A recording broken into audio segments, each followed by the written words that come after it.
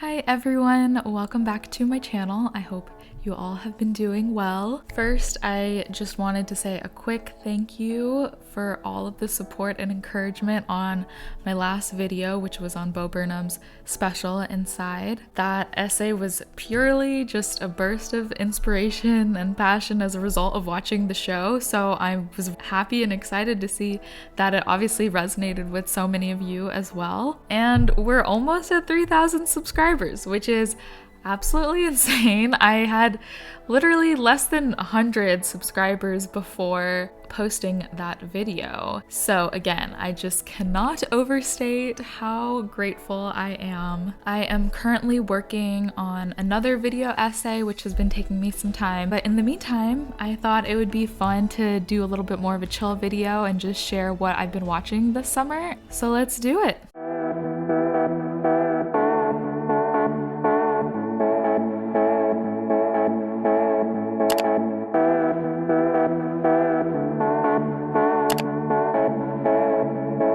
So I actually watched The Woman in the Window at the end of May, but I still wanted to include it in my summer wrap-up because the movie actually really surprised me and I have quite a few thoughts on it. It stars Amy Adams, who plays the role of Dr. Anna Fox, a child psychologist who is agoraphobic and can't leave her apartment. A new family has just moved in across the street from her, and she spends most of her time spying on them from, you guessed it, her window. I loved the actual premise of the movie and how you can really feel the tension of her being stuck in her home, especially in those moments where she's trying to leave. However, there are quite a few recurring motifs that felt like they were never really fully realized, and for me were more like window dressing rather than actual clues, which really bothered me because as I was watching, I remember being excited for some type of reveal where we could start to piece things together. But instead, as the movie progressed, it turned into more of a traditional stalker thriller-esque movie rather than the artsy psychological thriller it was set up to be in the beginning. Honestly, so many story elements were thrown in that while it did keep me on my toes and very engaged, it also really just confused the tone of the movie. Like, I felt like I was watching a completely different movie halfway through. And I won't give away the ending, but let's just say it very suspiciously wrapped things up nicely in a way which I personally think did a disservice to the overall metaphor of agoraphobia in the movie, as well as I'd imagine to people who actually experience the disorder.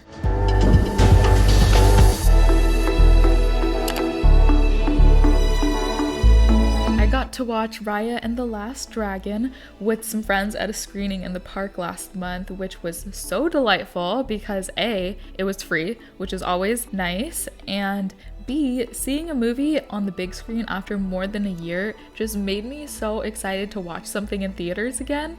Setting aside, though, the movie was still great on its own. If you haven't seen it yet, the film follows Raya, a warrior princess who seeks out a mythical dragon to help find the missing pieces of a magical gem in order to rid the nation of a plague and reunite all of the tribes. Overall, the movie just really reminded me how much I love children's animation. The characters were so playful and sweet, and it was packed with adventure, as well as a hilarious amount of poop jokes, which I forgot is like 90% of kids' humor. I was, however, a bit disappointed by the queer baiting which happened with Raya's nemesis, Namari. Like, come on, an antagonist who just so happens to be another warrior princess with an undercut that could have been childhood friends with Raya, but instead chose to betray her trust so that her own tribe could take over the world. You cannot convince me that that wasn't the perfect setup for an enemies to lovers arc. I also saw some criticism on Twitter and elsewhere about the way Southeast Asia was portrayed as a monolith, some even contrasting it against the cultural specificity that the movie Luca, which also recently came out, was given, I'm assuming in regards to Italy where the movie was set. I personally have not watched Luca yet, so I can't say anything in regards to that comparison, and I am also not Southeast Asian myself. However, I can say that as someone who is South Asian, that I very much relate to the feeling of having your culture lumped in with a bunch of others, as well as this hierarchy that seems to be appearing in Asian representation in the media, which is quite unfortunate. Like it was a poor representation of Southeast Asian cultures in the sense that it created this monolith. Rather than focusing on one culture or one country, it tried to focus on them all and created this melting pot of Asianism. I feel like I wasn't as disappointed or bothered as some other people because my bar was already on the floor. The one thing I will not excuse though is that the majority of the cast was actually East Asian, and that's a huge problem for me because Southeast Asians are just constantly overshadowed by East Asians in virtually every dimension, and didn't make any sense, and I felt like it was a lost opportunity to introduce more Southeast Asian voice actors into the industry. So, as expected for Disney, here's some points for trying, but also you could do better.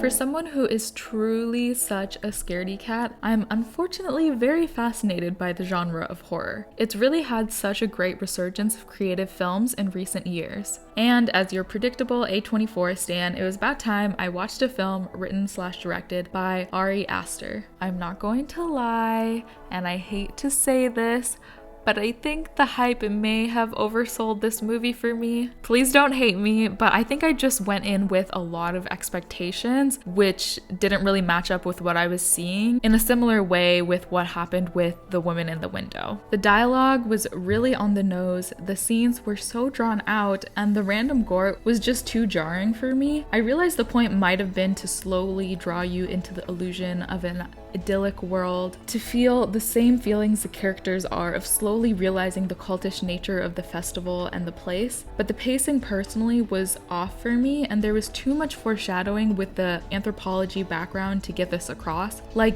either we have to go in totally unknowingly like the main character Danny and experience her thought process, or we are given the perspective of Pele, the friend who lures her and the others in. I felt like as an audience it was really hard because we felt like we had all the information, but at the same time we were also realizing things as the characters did, so it's just a bit confusing on what we were and were not supposed to know. Ultimately, there was no payoff for sitting through a long ritual scene because instead of each tradition or event building on each other, they felt like disjointed plot points, and the American and British characters we were supposed to empathize with were too easily discarded. There wasn't that essential tension, which I think is needed in horror, of a potential for the characters to team up and escape. Even though I realize Danny is supposed to feel siloed and alone in her relationship with her boyfriend, which creates the impetus later for the resulting end of the movie, I still think if there were slivers of hope along the way, the loss she feels could have been even more devastating. However, I will give props to Florence Pugh for brilliantly performing the role of Danny. My favorite scene was when the cult mimicked her intense emotions of grief in a show of empathy, and the film also had such beautiful cinematography. It goes without saying, the wardrobe, costuming, and setting were absolutely incredible. So yes, from an aesthetic point of view, the film was absolutely gorgeous.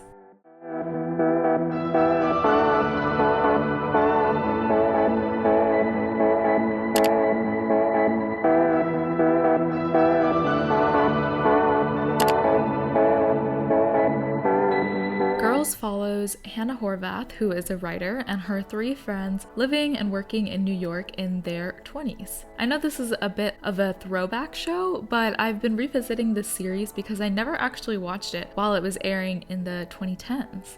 Specifically because its creator, Lena Dunham, was such a controversial figure back then, and to be fair, still is similarly regarded now, which basically scared me off from watching the show, even though I really didn't know much about her before. That being said, it has been fun in retrospect to dive back into the very specific milieu and trends of that decade. I won't reveal too much of my thoughts, however, because my next video may or may not be about the show, and I'll just say my take might not be exactly what you'd initially think.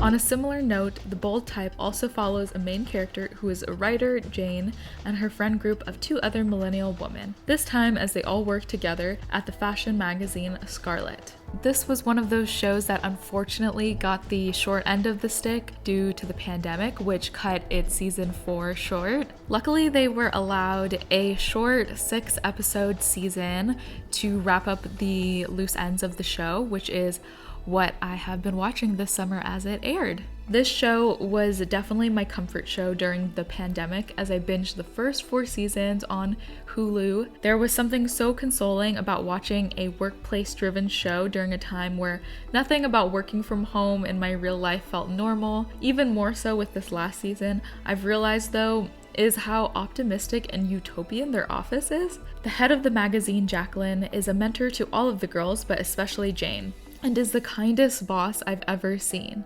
I've certainly had my fair share of amazing and supportive supervisors, but it seems highly unlikely that the editor-in-chief would have so much spare time to talk Jane through not only her dilemmas at work, but also give her advice on her personal life. In fact, sometimes I wondered why other writers at the office didn't seem to take issue with Jane being favored. On the other hand, it is a feel-good type of show at the end of the day, and while unrealistic at times, there is something really aspirational and almost escapist about how the girls consistently work through their problems every time for the benefit of everyone. Sutton, the stylist of the friend group, convinces the magazine to drop a partnership with a fast fashion brand after gaining interest in sustainability. Kat, the social media mogul, gets a long-standing women's networking club to change their policy on not employing people who are previously incarcerated. It's hard to imagine in real life these things happening so easily and the girls single-handedly accomplishing these goals, but it does give the audience that sense of anything is possible, and it gets across the message that we should keep trying to act on our morals and do the right thing even if it doesn't always work out, even though in this case it does always work out for the girls. Yet in real life, Aisha D, the actress behind Kat, has spoken out about how the team behind the show hasn't always lived up to the show's portrayal of a good work environment. One major problem being the lack of diversity in the writer's room and how they handled her storyline as a Black queer lead. And it definitely made me think about the ethics of television in general and how important not only our relationship with fictional stories can be, but also with the creators behind them. It almost begs the question, what's the point of having such a forward-thinking show if the people behind it aren't even following through on what they're preaching?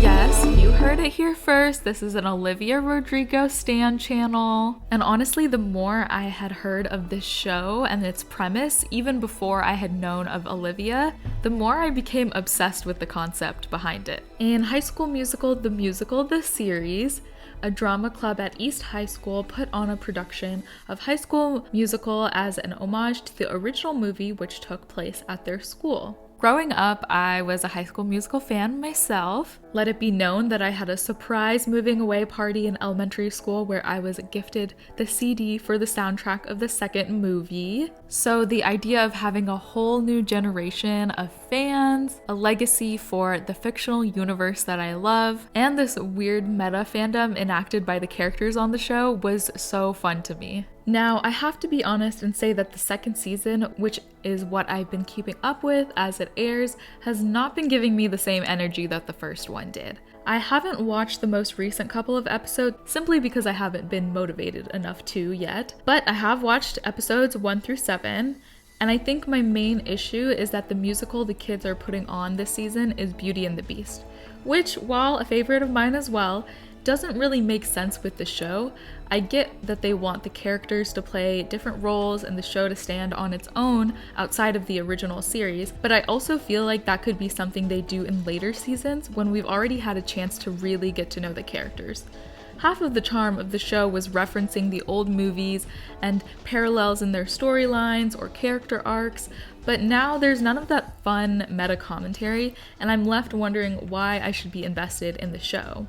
Maybe I'm just bitter because the second movie was personally my favorite, So I'm sad that they didn't take the opportunity to recreate it to its fullest extent, but I also feel like with a name as convoluted as it has, where it references High School Musical so many times, it almost feels like their departure from the original series which it was based off of is premature. But I also think that there's another meta level happening now with Olivia Rodrigo's new album, Sour, having just come out, where it feels uncomfortable at times watching her and Joshua Bassett interact when you know that in the timeline of filming, they've just broken up in real life and now are being forced to act out the ups and downs of a relationship with each other on the show. Also, can I just say in general, there are too many couples on this show. Being a former theater kid myself, I know just how messy and annoying drama kids can be, but I also just want to see more of the wholesome friend moments because I feel like that's what high school is actually all about. And you can still get some really good drama with platonic friendships as well. Like at one point, I forgot that Nene and Courtney are even supposed to be best friends until I saw them talking one-on-one again. And I think that just goes back to my earlier point of how we really just need more time with the ensemble cast to get to know them, which is already hard enough when they're squeezing in plot points for so many characters in half-hour episodes. That all being said, I am still gonna catch up at some point because I'm definitely interested in seeing where they take the show next. To prevent this video from being even longer than I'm sure it already is, I'm going to do a separate wrap up of all the reality TV I've been watching this summer because there is a lot to cover there as well. We're talking Bachelorette, Love Island, Bravo shows, we've got it all. So look out for that hopefully in August sometime as well. And until then, feel free to check out the other videos on my channel. Maybe leave a comment if you are so inclined of what you've been watching, if you have any thoughts on the shows that I've mentioned, and if there's any other movies or shows that you're also looking forward to watching. And I'll see you guys all in the next one.